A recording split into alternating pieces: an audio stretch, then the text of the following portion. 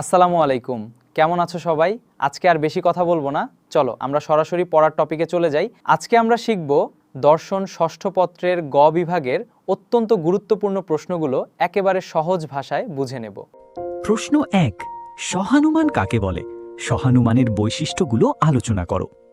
শিক্ষার্থীরা, প্রথমে আমরা জানব অবরোহ যুক্তিবিদ্যার সবচেয়ে জনপ্রিয় ও সুসংগঠিত কাঠামো সহানুমান বা সিলোজিজম সম্পর্কে। গ্রিক যুক্তিবিদ অ্যারিস্টটল প্রথম এই সহানুমানের বৈজ্ঞানিক আলোচনা প্রবর্তন করেন। সহানুমানের সংজ্ঞা: যে মাধ্যম অবরোহ অনুমানে দুটি পরস্পর সম্পর্কিত বা যৌক্তিকভাবে যুক্ত আশ্রয় বাক্য প্রেমিসিস থেকে তাদের যৌথ সম্পর্কের ভিত্তিতে একটি নতুন সিদ্ধান্ত কনক্লুশন অনিবার্যভাবে মিশ্রিত হয়, তাকে সহানুমান বলে। উদাহরণ দিয়ে বোঝানো যাক। প্রধান আশ্রয় বাক্য: সকল মানুষ হয় মরণশীল। অপ্রধান আশ্রয় বাক্য: সকল দার্শনিক হয় মানুষ। সিদ্ধান্ত: অতএব সকল দার্শনিক হয় মরণশীল। সহানুমানের প্রধান প্রধান বৈশিষ্ট্যসমূহ বিস্তারিত। ১, তিনটি বচনের উপস্থিতি। একটি পূর্ণাঙ্গ সহানুমান গঠন করতে অবশ্যই তিনটি বচন থাকতে হবে। প্রথম দুটিকে বলা হয় আশ্রয় বাক্য, প্রধান ও অপ্রধান, এবং শেষেরটিকে বলা হয় সিদ্ধান্ত। ২, তিনটি পদের উপস্থিতি। সহানুমানে কেবল তিনটি পদ থাকে। এগুলো হলো সাধ্যপদ মেজর টার্ম, পক্ষপদ মাইনর টার্ম এবং হেতুপদ মিডল টার্ম। ৩, মাধ্যম অবরোহ অনুমান। এটি একটি মাধ্যম অনুমান, কারণ দুটি আশ্রয় বাক্যের যৌথ সম্পর্কের মাধ্যমে মাঝখানের যোগসূত্র ধরে সিদ্ধান্তে পৌঁছানো হয়। ৪, সিদ্ধান্তের ব্যাপকতা আশ্রয় বাক্যকে অতিক্রম করে না। অবরোহ অনুমানের নিয়ম অনুযায়ী সিদ্ধান্তের পরিসর বা ব্যাপকতা কখনোই আশ্রয় বাক্যের চেয়ে বেশি হতে পারে না। ৫, অনিবার্য নিঃসৃতি। আশ্রয় বাক্য দুটিকে যদি সত্য বলে মেনে নেওয়া হয়, তবে সিদ্ধান্তকে সত্য বলে মেনে নিতে হবেই, সেখান থেকে সরে আসার কোনো সুযোগ নেই। ৬, হেতুপদের মিডল টার্মের বিশেষ কাজ। হেতুপদটি উভয় আশ্রয় বাক্যে বিদ্যমান থেকে সাধ্য ও পক্ষপদের মধ্যে সম্পর্ক স্থাপন করে, কিন্তু সিদ্ধান্তে নিজে অদৃশ্য হয়ে যায়। ৭, আকারগত বৈধতা। সহানুমান মূলত বাক্যের বাস্তব সত্যতার চেয়ে যুক্তির গঠনগত বা আকারগত বৈধতার ফর্মাল ভ্যালিডিটির ওপর বেশি গুরুত্ব দেয়। প্রশ্ন ২, সংজ্ঞা কি? কপি অনুসারে ৫ প্রকার সংজ্ঞা আলোচনা করো। যুক্তিবিদ্যায় চিন্তার অস্পষ্টতা দূর করে শব্দ বা পদের অর্থ সুনির্দিষ্ট করার জন্য সংজ্ঞা বা ডেফিনেশন অত্যন্ত গুরুত্বপূর্ণ। বিখ্যাত আধুনিক যুক্তিবিদ আই.এম. কপি সংজ্ঞাকে ভাষার প্রয়োগ ও উদ্দেশ্যের ওপর ভিত্তি করে ৫টি ভাগে ভাগ করেছেন। সংজ্ঞা কি? সংজ্ঞা হলো এমন একটি পদ্ধতি বা নিয়ম যার মাধ্যমে কোনো পদের অস্পষ্টতা দূর করে তার পূর্ণ জাত্যর্থকে এসেনশিয়াল অ্যাট্রিবিউটস বা মৌলিক বৈশিষ্ট্য স্পষ্ট ভাষায় প্রকাশ করা হয়। আই.এম. কপি অনুসারে ৫ প্রকার সংজ্ঞা বিস্তারিত। ১, নির্দেশক বা নামসূচক সংজ্ঞা স্টিপুলেটিভ ডেফিনিশন। যখন কোনো নতুন পদ, প্রতীক বা কোড নামের একটি সুনির্দিষ্ট অর্থ প্রথমবার তৈরি বা নির্ধারণ করা হয়, তাকে নির্দেশক সংজ্ঞা বলে। যেমন বিজ্ঞানের নতুন কোনো ডিভাইস বা প্রযুক্তিগত পদের প্রথম নামকরণ। ২, কোষগত বা অভিধানিক সংজ্ঞা লেক্সিক্যাল ডেফিনিশন। যে সংজ্ঞা একটি পদে সমাজে প্রচলিত সাধারণ ও অভিধান ভিত্তিক সঠিক ব্যবহার প্রকাশ করে, তাকে অভিধানিক সংজ্ঞা বলে। একে সত্য বা মিথ্যা দিয়ে পরীক্ষা করা যায়। ৩, সুনির্দিষ্টকারী সংজ্ঞা প্রিসাইজিং ডেফিনিশন। কিছু পদের সীমানা বেশ অস্পষ্ট থাকে, যেমন ধনী, গরিব বা বৃদ্ধ। বিশেষ কোনো আইনি বা প্রশাসনিক কাজের উদ্দেশ্যে যখন এই অস্পষ্ট পদের একটি নির্দিষ্ট সীমানা বেঁধে দেওয়া হয়, তাকে সুনির্দিষ্টকারী সংজ্ঞা বলে। ৪, তত্ত্বীয় সংজ্ঞা থিওরিটিক্যাল ডেফিনিশন। কোনো বিশেষ বিজ্ঞান বা দর্শনের সুনির্দিষ্ট তত্ত্বের উপর ভিত্তি করে যখন পদের অর্থ প্রদান করা হয়, তাকে তত্ত্বীয় সংজ্ঞা বলে। যেমন পদার্থবিদ্যায় তাপকে বলা হয় অণুর গতিশক্তির পরিমাপ। ৫, প্ররোচনামূলক সংজ্ঞা পারসুয়েসিভ ডেফিনিশন। যে সংজ্ঞার উদ্দেশ্য কেবল পদের অর্থ জানানো নয়, বরং শ্রোতার আবেগকে প্রভাবিত করে কোনো নির্দিষ্ট রাজনৈতিক, সামাজিক বা ধর্মীয় মতাদর্শের দিকে অনুরাগী করা। প্রশ্ন ৩, আই.এম. কপির মতে যুক্তিবিদ্যার সংজ্ঞা, স্বরূপ ও বিষয়বস্তু ব্যাখ্যা করো। আধুনিক যুক্তিবিদ্যার অন্যতম পথিকৃৎ হলেন আই.এম. কপি। তাঁর লিখিত গ্রন্থ ইন্ট্রোডাকশন টু লজিক যুক্তিবিদ্যার সবচেয়ে আধুনিক ধারণা দেয়। কপির মতে যুক্তিবিদ্যার সংজ্ঞা: আইএম কপির মতে যুক্তিবিদ্যা হলো ভালো বা সঠিক যুক্তি থেকে মন্দ বা ভুল যুক্তিকে পৃথক করার জন্য ব্যবহৃত পদ্ধতি ও নীতিসমূহের একটি অনুশীলনমূলক পাঠ। যুক্তিবিদ্যার স্বরূপ বা নেচার। পদ্ধতিগত বিজ্ঞান। কপি যুক্তিবিদ্যাকে মনস্তাত্ত্বিক চিন্তার প্রক্রিয়া বলেননি, তিনি একে যুক্তির বিশুদ্ধতা ও বৈধতা পরীক্ষার পদ্ধতিগত বিজ্ঞান বলেছেন। বিজ্ঞান ও কলা উভয়ই। যুক্তিবিদ্যা যেমন যুক্তির শুদ্ধ নিয়ম শেখায়, বিজ্ঞান তেমনি বাস্তবে নির্ভুল যুক্তি প্রয়োগের চর্চাও শেখায়, কলা। যুক্তিবিদ্যার বিষয়বস্তু বা স্কোপ। 1. অবরোহ ও আরোহ যুক্তি। কপির বিষয়বস্তুর মূল অংশ হল অবরোহ ও আরোহ যুক্তির প্রকৃতি, গঠন ও বৈধতা বিচার। 2. নিরপেক্ষ বচন ও পদের ব্যাপ্যতা। নিরপেক্ষ বচনের আদর্শিক রূপ এবং পদের ব্যাপ্তির নিয়ম পরীক্ষা করা। 3. সহানুমান ও প্রতীকী যুক্তিবিদ্যা। সহানুমানের নিয়ম, সংস্থান এবং আধুনিক সত্য সারণী ভিত্তিক প্রতীকী যুক্তিবিদ্যার গাণিতিক প্রয়োগ। 4. অনুপপত্তি, ফ্যালেসিস। ভাষার অস্পষ্টতা ও কুযুক্তির বিভ্রান্তি থেকে রক্ষা পেতে বিভিন্ন প্রকার অনুপপত্তি চিহ্নিত করা। প্রশ্ন 4. ভাষার বিভিন্ন ব্যবহার, 3টি মৌলিক কাজ ব্যাখ্যা করো। যুক্তিবিদ্যায় ভুল সিদ্ধান্ত এড়াতে ভাষার বৈচিত্র্যময় ব্যবহার বোঝা আবশ্যক। যুক্তিবিদ আইএম কপির মতে ভাষা প্রধানত 3টি মৌলিক কাজ সম্পন্ন করে। 1. তথ্যজ্ঞাপক ব্যবহার, ইনফরমেটিভ ফাংশন। ব্যাখ্যা। যখন ভাষা কোনো তথ্য জানাতে, ঘটনা বর্ণনা করতে বা যুক্তির আশ্রয় বাক্য ও সিদ্ধান্ত গঠনে ব্যবহৃত হয়। বৈশিষ্ট্য। এই বাক্যগুলো সত্য বা মিথ্যা দ্বারা পরীক্ষা করা সম্ভব। উদাহরণ, ঢাকা বাংলাদেশের রাজধানী বা সকল মানুষ হয় মরণশীল। যুক্তিবিদ্যায় এই ভাষার কাজই সবচেয়ে গুরুত্বপূর্ণ। 2. প্রকাশকমূলক ব্যবহার, এক্সপ্রেসিভ ফাংশন। ব্যাখ্যা। যে ব্যবহারের মাধ্যমে বক্তা তার মনের ভেতরের গভীর অনুভূতি, আনন্দ, বেদনা বা সৌন্দর্য প্রকাশ করে। বৈশিষ্ট্য। এগুলো সত্য বা মিথ্যা হয় না। কবিতা ও সাহিত্যের ভাষা এর উদাহরণ। উদাহরণ, আহা, নদীটি কত সুন্দর। 3. নির্দেশকমূলক ব্যবহার, ডিরেক্টিভ ফাংশন। ব্যাখ্যা। কোনো কাজ করার বা না করার উদ্দেশ্যে আদেশ, উপদেশ, অনুরোধ বা নির্দেশনা প্রকাশ করা। বৈশিষ্ট্য। এগুলো সত্য বা মিথ্যা নয়, বরং পালিত বা অপালিত হয়। উদাহরণ, সর্বদা সত্য কথা বলবে বা অনুরোধ করছি আসন গ্রহণ করুন।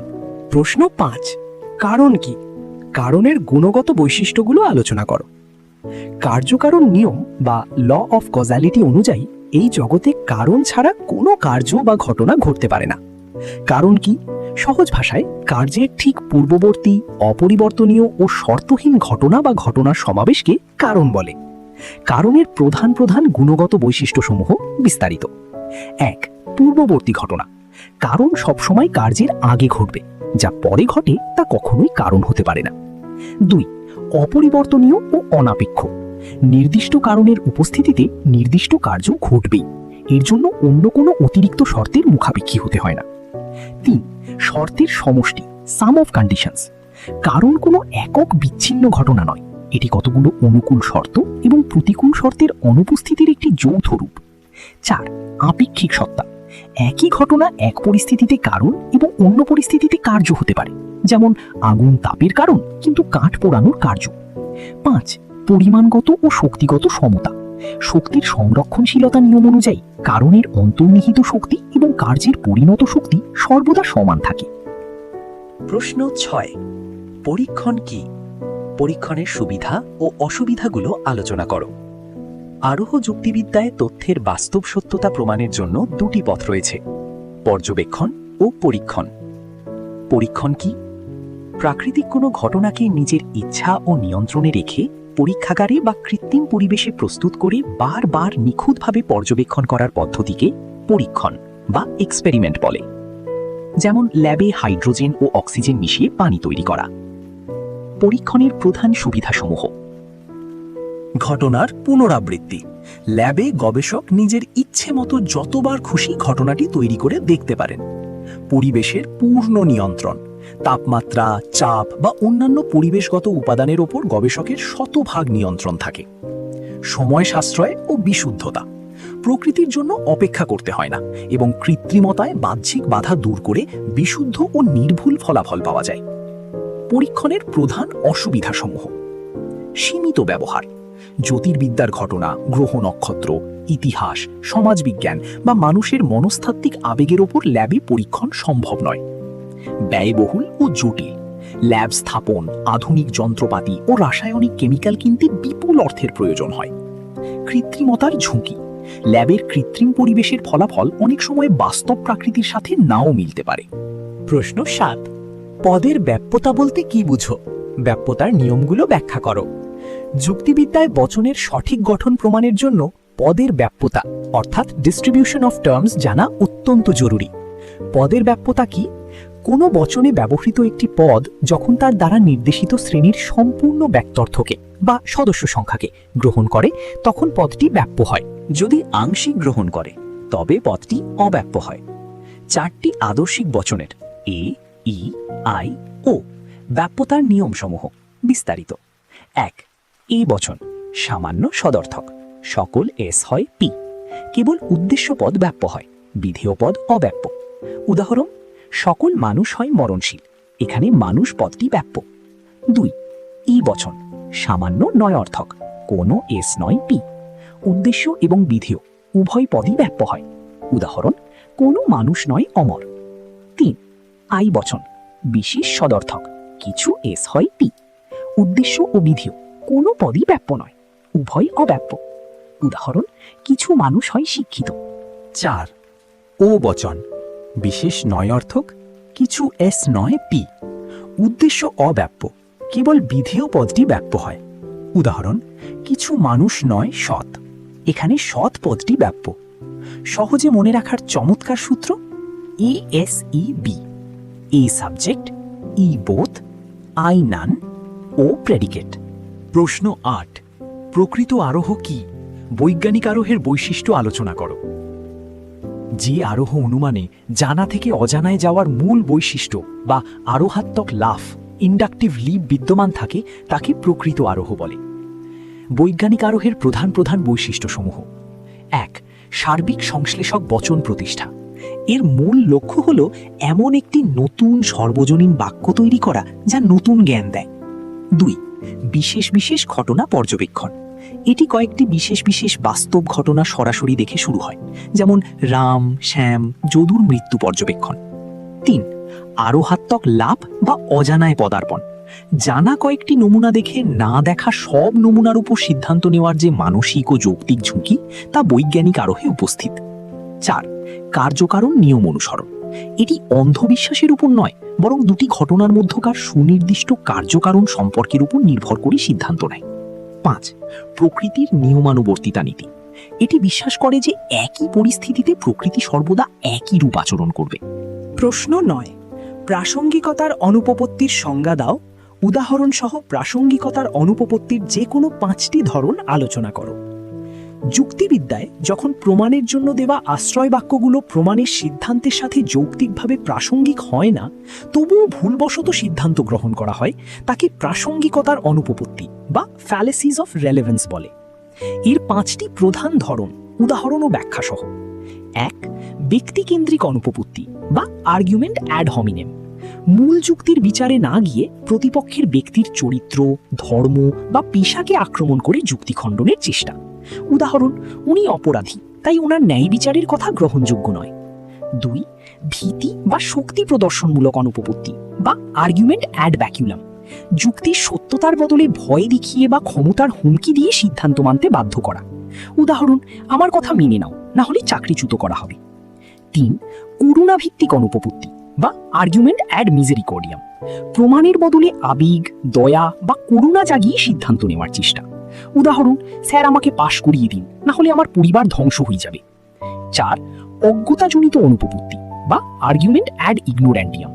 কোনো দাবি মিথ্যা প্রমাণিত হয়নি বলেই তাকে সত্য বলা, অথবা সত্য প্রমাণিত হয়নি বলে মিথ্যা বলা। উদাহরণ: এলিয়ানের অস্তিত্ব কেউ মিথ্যা প্রমাণ করতে পারেনি, সুতরাং এলিয়ান আছে। 5. শ্রদ্ধামূলক অনুপপত্তি আর্গুমেন্ট অ্যাড ভেরিকান্ডিয়াম। যে বিষয়ে আলোচনা হচ্ছে তার বিশেষজ্ঞ নন এমন অন্য খাতের কোনো বিখ্যাত মানুষের নাম ভাঙিয়ে যুক্তি দেওয়া। উদাহরণ, বিখ্যাত গায়ক বলেছেন এই গাড়িটি ভালো, তাই এটি সেরা গাড়ি। প্রশ্ন 10, অনুপপত্তি কি? উদাহরণসহ দ্ব্যর্থকতার অনুপপত্তির বিভিন্ন রূপ আলোচনা করো। যুক্তিবিদ্যার নিয়ম ভঙ্গ করে তৈরি করা যে কোনো ভুল যুক্তিকেই অনুপপত্তি বা ফ্যালেসি বলা হয়। কপির মতে যুক্তির ভাষায় শব্দের অস্পষ্টতা বা একাধিক অর্থ থাকার কারণে যে ভুলের সৃষ্টি হয় তাকে দ্ব্যর্থকতার অনুপপত্তি বা ফ্যালেসিস অফ অ্যাম্বিগুইটি বলে। এর 5টি প্রধান রূপ বিস্তারিত। 1, দ্ব্যর্থক পদ, ইকুইভেকেশন। একই শব্দকে যুক্তির 2 জায়গায় 2টি ভিন্ন অর্থে ব্যবহার করা, যেমন গজ শব্দটিকে কাপড়ের মাপের একক এবং হাতি অর্থে ভুলভাবে ব্যবহার করা। 2, দ্ব্যর্থক বাক্য, অ্যামফিবলি। বাক্যের ব্যাকরণগত অস্পষ্টতার জন্য একাধিক অর্থ প্রকাশ পাওয়া, যেমন যুদ্ধে গেলে রাজা একটি বিশাল সাম্রাজ্য ধ্বংস করবেন, এটি স্পষ্ট নয় কার সাম্রাজ্য। 3, স্বরাঘাতজনিত অনুপপত্তি, অ্যাকসেন্ট। উচ্চারণের সময় বাক্যের ভুল শব্দের উপর জোর বা স্বরাঘাত দেওয়ার ফলে অর্থ বদলে যাওয়া। 4, সংযোজন অনুপপত্তি, কম্পোজিশন। পৃথক বা অংশসমূহের বৈশিষ্ট্যকে ভুলবশত পুরো সমষ্টির বৈশিষ্ট্য মনে করা, যেমন গাড়ির সব যন্ত্রাংশ হালকা, তাই আস্ত গাড়িটি হালকা। 5, বিয়োজন অনুপপত্তি, ডিভিশন। সমষ্টির গুণকে ভুলবশত প্রতিটি পৃথক সদস্যের উপর চাপানো, যেমন টিমটি সেরা, তাই টিমের প্রতিটি খেলোয়াড়ই সেরা। শিক্ষার্থীরা, যুক্তিবিদ্যায় সত্যতা এবং বৈধতা এক জিনিস নয়। বৈধতা কি?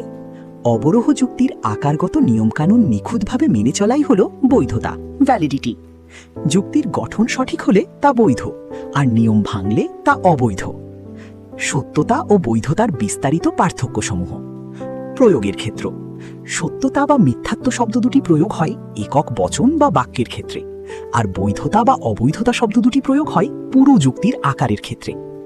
মূল ভিত্তি। সত্যতা নির্ভর করে বাস্তব জগতের মিলের উপর, আর বৈধতা নির্ভর করে যুক্তির নিয়মকানুন সঠিকভাবে মানা হয়েছে কিনা তার উপর। যাচাইকরণ পদ্ধতি। সত্যতা যাচাই হয় বাস্তব অভিজ্ঞতা ও পর্যবেক্ষণ দিয়ে, আর বৈধতা যাচাই হয় অবরোহ যুক্তির সংস্থান ও রূপরেখা দিয়ে। মিথ্যা বাক্য দিয়ে বৈধ যুক্তি। বাস্তব বিচারে মিথ্যা বাক্য দিয়েও কিন্তু যুক্তির রূপগত নিয়মে একটি যুক্তি শতভাগ বৈধ হতে পারে। প্রশ্ন 12, বচন কি? বচনের অস্তিত্বসূচক তাৎপর্য ব্যাখ্যা করো। দুটি পদের উদ্দেশ্য ও বিধেয় মধ্যে কোনো সম্পর্ককে প্রকাশ্যে স্বীকার বা অস্বীকার করা বাক্যকে বচন, প্রপোজিশন বলে। বচনের অস্তিত্বসূচক তাৎপর্য, এক্সিস্টেন্সিয়াল ইম্পর্ট। কোনো বচন উচ্চারণ বা স্বীকার করার মাধ্যমে যদি ধরে নেওয়া হয় যে বাস্তব জগতে সেই উদ্দেশ্য পদটির সত্যিই কোনো সদস্য বা অস্তিত্ব রয়েছে, তবে তাকে অস্তিত্বসূচক তাৎপর্য বলে। জর্জ বুলের আধুনিক ব্যাখ্যা, বুলীয় ভাষ্য। 1, সামান্য বচন, এ ও ই বচন। আধুনিক যুক্তিবিদ জর্জ বুলের মতে সামান্য বচনের কোনো অস্তিত্বসূচক তাৎপর্য নেই, এগুলো কেবল শর্ত ব্যক্ত করে। যেমন সকল ডানাযুক্ত ঘোড়া হয় সাদা, এর অর্থ বাস্তবে ডানাযুক্ত ঘোড়া আছে তা নয়, এটি বোঝায় যদি থাকে তবে তা সাদা হবে। 2, বিশেষ বচন, আই ও ও বচন। বিশেষ বচনগুলোর রূপগত অস্তিত্বসূচক তাৎপর্য রয়েছে, এগুলো বাস্তব জগতে অন্তত একটি সদস্যের অস্তিত্ব নিশ্চিত করে। যেমন কিছু মানুষ হয় সৎ, এর অর্থ বাস্তবে অন্তত একজন সৎ মানুষ বিদ্যমান। প্রশ্ন 13, সত্য সারণী কি? সত্য সারণীর গঠন কৌশল ব্যাখ্যা করো। প্রতীকী যুক্তিবিদ্যায় সিম্বলিক লজিক যৌগিক যুক্তির রূপ এবং সত্য মূল্য, ট্রুথ ভ্যালু, টি বা এফ পরীক্ষা করার জন্য ব্যবহৃত ছককে সত্য সারণী বলে। সত্য সারণীর গঠন কৌশল, গাণিতিক ধাপসমূহ। 1, সারির সংখ্যা নির্ণয় সূত্র 2 টু দি পাওয়ার n। সারণীতে মোট কয়টি অনুভূমিক সারি হবে তা নির্ভর করে চলকের সংখ্যার উপর n। চলক একটি হলে n সমান 1 হলে সারি হবে 2 টু দ্য পাওয়ার 1 সমান 2টি। চলক 2টি হলে n সমান 2 হলে সারি হবে 2 টু দ্য পাওয়ার 2 সমান 4টি। চলক 3টি হলে n সমান 3 হলে সারি হবে 2 টু দ্য পাওয়ার 3 সমান 8টি। 2, প্রাথমিক স্তম্ভ গঠন। চলক p ও q হলে 4টি সারির মান লেখার নিয়ম, প্রথম স্তম্ভে 2টি t ও 2টি f, t t f f, এবং দ্বিতীয় স্তম্ভে একটি t ও একটি f পরপর t f t f বসাতে হয়। 3, যোজকের সূত্রের প্রয়োগ, সংযোজক বা ডট, কেবল T dot T equals to T, বাকি সব এফ। বিকল্পক বা ভেল, কেবল এফ ভেল এফ ইকুয়ালস টু এফ, বাকি সব টি। প্রাকল্পিক বা নাল, কেবল টি নাল এফ ইকুয়ালস টু এফ, বাকি সব টি। প্রকৃতির নিয়মানুবর্তিতা নীতি ব্যাখ্যা করো। একে আরোহের আকারগত ভিত্তি বলা হয় কেন? প্রকৃতির নিয়মানুবর্তিতা নীতি হল প্রকৃতি সম অবস্থায় সবসময় একই রূপাচরণ করে। Nature behaves in the same way under the same conditions. প্রকৃতির গতিপথে কোনো আকস্মিক বিশৃঙ্খলা নেই। একে আরোহের আকারগত ভিত্তি বলা হয় কেন? 1. আরোহাত্মক লাফের ভিত্তি। আরোহ অনুমানে আমরা কয়েকটি বিশেষ দৃষ্টান্ত দেখে সব দৃষ্টান্তের উপর সিদ্ধান্ত নিই। এই জানা থেকে অজানায় লাফ দেওয়ার যৌক্তিক ভিত্তি হল প্রকৃতির এই নিয়ম। 2. সার্বিক সিদ্ধান্ত গ্রহণ। প্রকৃতি যদি নিয়মানুবর্তী না হতো তবে বিশেষ কয়েকজনের মৃত্যু দেখে সকল মানুষ হয় মরণশীল এমন সার্বিক সিদ্ধান্ত নেওয়া কখনো সম্ভব হতো না। 3. অবিকল রূপ প্রদান। এটি যুক্তির বাহ্যিক কাঠামো রক্ষা করে আরোহকে বৈজ্ঞানিক নিশ্চয়তা প্রদান করে। প্রশ্ন 15, নিরপেক্ষ বচন কি? কপি অনুসরণে আদর্শিক আকারের 4টি নিরপেক্ষ বচন এ, ই, আই, ও আলোচনা করো। কোনো শর্তের ওপর নির্ভর না করে উদ্দেশ্য ও বিধেয়ের সম্পর্কের রূপ সোজা স্বীকার বা অস্বীকারকারী বচনকেই নিরপেক্ষ বচন বলে। কপি অনুসরণে 4টি আদর্শিক বচন বিস্তারিত। 1. এ বচন, সামান্য সদর্থক, সকল এস হয় পি। উদ্দেশ্য শ্রেণীর সকল সদস্যের জন্য বিধেয়কে স্বীকার করা হয়। উদাহরণ, সকল মানুষ হয় মরণশীল। 2. ই বচন, সামান্য নয় অর্থক, কোনো এস নয় পি। উদ্দেশ্য শ্রেণীর সকল সদস্যের জন্য বিধেয়কে অস্বীকার করা হয়। উদাহরণ, কোনো মানুষ নয় অমর। 3. আই বচন, বিশেষ সদর্থক, কিছু এস হয় পি। উদ্দেশ্য শ্রেণীর আংশিক সদস্যের জন্য বিধেয়কে স্বীকার করা হয়। উদাহরণ, কিছু মানুষ হয় শিক্ষিত। 4. ও বচন, বিশেষ নয় অর্থক, কিছু এস নয় পি। উদ্দেশ্য শ্রেণীর আংশিক সদস্যের জন্য বিধেয়কে অস্বীকার করা হয়। উদাহরণ, কিছু মানুষ নয় সৎ। প্রশ্ন 16, জে.এস. মিলের পরীক্ষণাত্মক পদ্ধতিগুলো কি কি? অন্বয়ী ও ব্যতিরেকী পদ্ধতির পার্থক্য দেখাও। যুক্তিবিদ জে.এস. মিল কার্যকারণ সম্পর্ক প্রমাণের জন্য 5টি বিখ্যাত পরীক্ষণাত্মক পদ্ধতি প্রদান করেন: অন্বয়ী, ব্যতিরেকী, যৌথ অন্বয়ী ব্যতিরেকী, সহপরিবর্তন এবং পরিশেষ পদ্ধতি। অন্বয়ী ও ব্যতিরেকী পদ্ধতির বিস্তারিত পার্থক্যসমূহ। মূলনীতি: অন্বয়ী পদ্ধতি দৃষ্টান্তে মিল বা সাদৃশ্য খোঁজে, আর ব্যতিরেকী পদ্ধতি অমিল বা বৈসাদৃশ্য খোঁজে। দৃষ্টান্তের সংখ্যা: অন্বয়ী পদ্ধতিতে 2 বা ততোধিক অনুকূল দৃষ্টান্ত লাগে, আর ব্যতিরেকী পদ্ধতিতে কেবল 2টি দৃষ্টান্তের, একটি অনুকূল একটি প্রতিকূল প্রয়োজন হয়। প্রকৃতির উপর নির্ভরতা: অন্বয়ী পদ্ধতি মূলত পর্যবেক্ষণ ভিত্তিক, তাই এর সিদ্ধান্ত বেশ সম্ভাবনামূলক, আর ব্যতিরেকী পদ্ধতি ল্যাবে পরীক্ষণ ভিত্তিক, তাই এর সিদ্ধান্ত নিশ্চিত ও বৈজ্ঞানিকভাবে নির্ভরযোগ্য। বহু কারণবাদের ঝুঁকি: অন্বয়ী পদ্ধতিতে বহু কারণবাদের ভুল হতে পারে, কিন্তু ব্যতিরেকী পদ্ধতি ল্যাবে নিয়ন্ত্রিত বলে বহু কারণবাদের ঝুঁকি মুক্ত। যারা সম্পূর্ণ ভিডিওটা দেখছো, সত্যি তোমাদের পড়ার প্রতি আগ্রহ দেখে আমি অবাক হচ্ছি। এভাবেই আমার সাথে থাকো, ইনশাআল্লাহ সামনে একাডেমিক পড়া ছাড়াও নতুন নতুন চমৎকার কিছু শেখানোর চেষ্টা করব। আজ এই পর্যন্তই, দেখা হবে নতুন কোনো ভিডিওতে। আল্লাহ হাফেজ।